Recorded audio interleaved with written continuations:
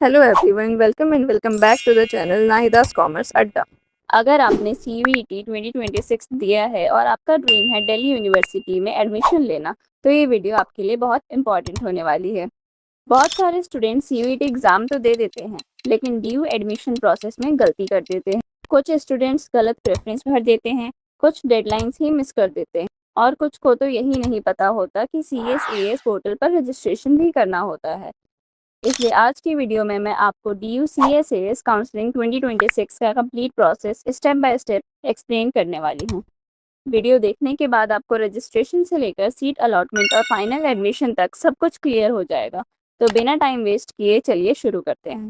Video start करने से पहले अगर आप चैनल पर नए हैं तो चैनल को सब्सक्राइब ज़रूर कर लें, क्योंकि आने वाले कुछ हफ्तों में मैं DU admissions 2026, CSAS counselling, reference sheet, cut off analysis और कॉमर्स स्टूडेंट के लिए कंप्लीट एडमिशन गाइडेंस सीरीज लाने वाली हूँ। इसलिए सब्सक्राइब करके बेल आइकन को ज़रूर हिट करना। What is CSAS? सबसे पहले समझते हैं कि CSAS होता क्या है। CSAS का फुल फॉर्म है कॉमन सीट एलोकेशन सिस्टम। यही दिल्ली यूनिवर्सिटी का ऑफिशियल काउंसलिंग पोर्टल है, जिसके थ्रू DU में UG कोर्सेज में एडमिशन्स दिया जाता है। चाहे आप BCom ऑनर्स के लिए अप्लाई कर रहे हो, BCom programme, BMS, BA eco honours, BA English honours या किसी भी UG कोर्सेज के लिए, सभी एडमिशन CSAS पोर्टल के थ्रू ही होते हैं। सिंपल लैंग्वेज में कहूँ तो CVT स्कोर आपको कॉलेज नहीं दिलाता, कॉलेज अलॉट करने का काम CSAS काउंसलिंग करती है। इसलिए CVT के बाद सबसे इम्पॉर्टेंट स्टेप CSAS काउंसलिंग होता है। अब सबसे पहले मैं आपको कंप्लीट एडमिशन प्रोसेस का ओवरव्यू दे देती हूँ, उसके बाद एक एक स्टेप को डिटेल में एक्सप्लेन करूँगी। ड्यू एडमिशन को अगर सिंपल स्टेप्स में समझे तो प्रोसेस कुछ ऐसा होता है। स्टेप 1 CVT एग्ज़ाम जो आप दे चुके हैं, step 2 CSAS registration, step 3 preference filling, step 4 seat allotment, step 5 seat acceptance, step 6 fee payment, step 7 admission confirmation. बस इसी प्रोसेस को हम डिटेल में समझेंगे। तो फेज़ 1 होता है आपका CSAS रजिस्ट्रेशन। सबसे पहला फेज़ होता है रजिस्ट्रेशन। CVT रिज़ल्ट के आसपास, मतलब कि CVT रिज़ल्ट आने के जस्ट बाद में ही आपका दिल्ली यूनिवर्सिटी अपना CSAS पोर्टल ओपन करती है। आपको ऑफिशियल पोर्टल पर जाकर रजिस्ट्रेशन करना होता है। रजिस्ट्रेशन के टाइम जनरली आपको ये डिटेल्स फिल करनी होती है: name, DOB, category, CVT application number जिसके थ्रू डायरेक्ट वो आपका CVT स्कोर कार्ड देख सकते हैं, mobile number, email ID, academic details और कुछ पर्सनल बेसिक इन्फॉर्मेशन।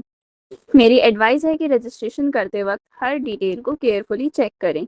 नेम की spelling, date of birth, category, सब कुछ डॉक्यूमेंट्स के अकॉर्डिंग होना चाहिए। गलत इन्फॉर्मेशन फ्यूचर में प्रॉब्लम क्रिएट कर सकती है।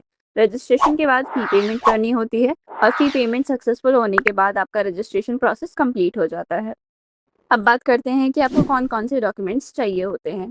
CSAS काउंसलिंग के लिए जनरली आपके पास ये डॉक्यूमेंट्स रेडी होने चाहिए: class 10th marksheet, class 12th की मार्कशीट, CVT का score card, passport size photograph, signature, category certificate if applicable, EWS certificate if applicable, PWBD certificate if applicable, migration certificate if required.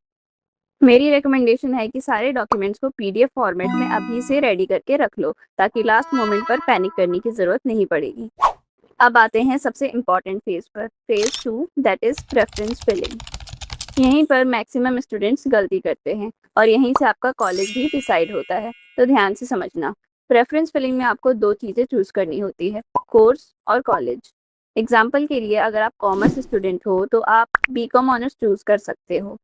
उसके बाद colleges choose करोगे, जैसे SRCC, Hindu college, Hansraj, Kirorimal, Ramjas, वेंकी और बाकी colleges. अब सबसे इम्पॉर्टेंट बात, प्रेफरेंस लिस्ट बनाते वक्त कभी भी कट ऑफ के डर से अपने ड्रीम कॉलेज को नीचे मत रखो। अगर आपका ड्रीम कॉलेज SRCC है तो उसको फर्स्ट प्रेफरेंस पर ही रखो। सिस्टम ऑटोमेटिकली आपको हाईएस्ट पॉसिबल प्रेफरेंस अलॉट करता है। अगर आप एलिजिबल हुए तो प्रेफरेंस मिल जाएगी, टॉप प्रेफरेंस मिल जाएगी, और अगर एलिजिबल नहीं हुए तो नेक्स्ट प्रेफरेंस कंसिडर होगी। इसलिए ड्रीम कॉलेज को हमेशा ऊपर ही रखना। Biggest mistakes to avoid. अब बात करते हैं उन गलतियों की जो स्टूडेंट्स हर साल करते हैं। मिस्टेक नंबर 1, सिर्फ 5 या 10 प्रेफरेंसेस भरना। ज़्यादा प्रेफरेंस भरना बेटर होता है। मिस्टेक नंबर 2, कॉलेज रैंकिंग देखे बिना रैंडम ऑर्डर बनाना। मिस्टेक नंबर 3, कोर्स और कॉलेज दोनों की एलिजिबिलिटी चेक ना करना। बहुत सारे स्टूडेंट्स ऐसे ऐसे कोर्स भी अपनी प्रेफरेंस लिस्ट में डाल देते हैं जिसके लिए वो एलिजिबल ही नहीं होते। Mistake number 4, counselling updates regular check ना करना। मिस्टेक नंबर 5, डेडलाइन मिस कर देना।